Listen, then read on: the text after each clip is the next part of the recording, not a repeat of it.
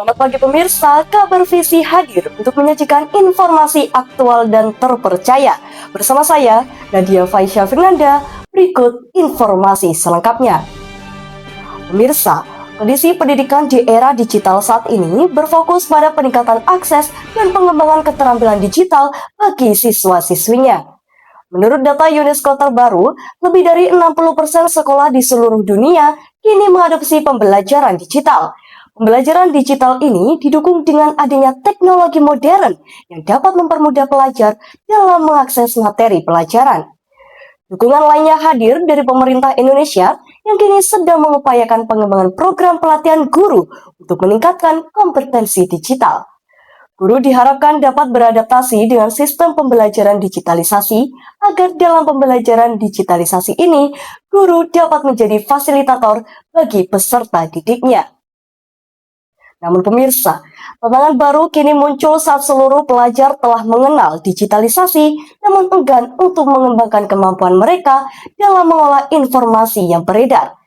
Badan Pusat Statistik BPS mengumumkan bahwa tingkat melek huruf di Indonesia mencapai 96,67% pada tahun 2025 dari total populasi 281,56 juta jiwa, sekitar 272,15 juta penduduk dinyatakan melek huruf.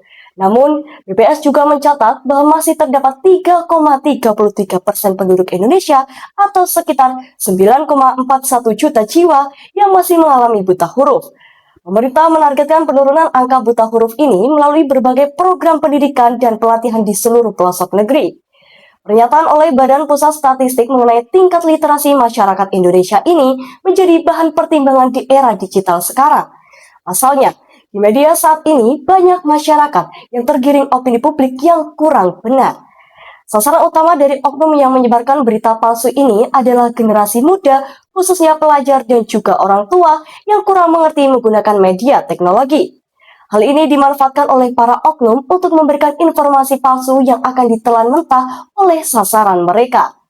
Namun, dengan adanya beberapa kasus yang beredar mengenai penyalahgunaan informasi digital ini, membuat para generasi muda melek terhadap berita yang tengah beredar. Kemudahan generasi muda dalam mengakses segala informasi juga dapat dimanfaatkan dengan hal positif, seperti memberikan ruang karya bagi mereka yang memiliki kemampuan menulis dan menyampaikan berita untuk mengawal isu-isu penting bangsa.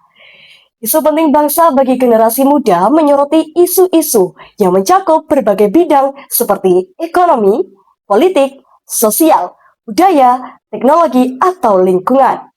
Dapat kita saksikan bersama pemirsa di platform-platform besar seperti Instagram dan juga TikTok. Generasi muda, khususnya generasi Z, ikut serta dalam menyuarakan berita politik di tengah panasnya demonstrasi bulan Agustus kemarin.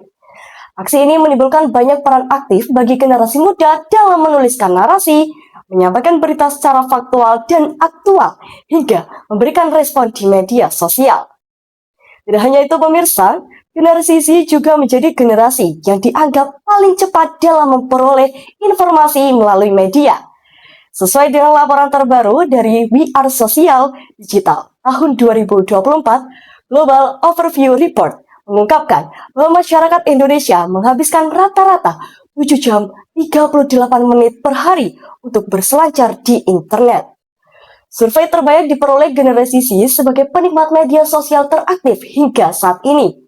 Hal ini menjadikan inovasi baru untuk mengembangkan kemampuan mereka dalam menyebarkan berita, menulis narasi, dan menanggapi di media sosial. Lantas pemirsa, apakah adanya kepesatan generasi muda ini dalam bermain media sosial dapat menimbulkan dampak yang mengkhawatirkan? Atau justru menjadi tantangan baru untuk memulai generasi yang melek digital dengan informasi-informasi aktual hingga faktual?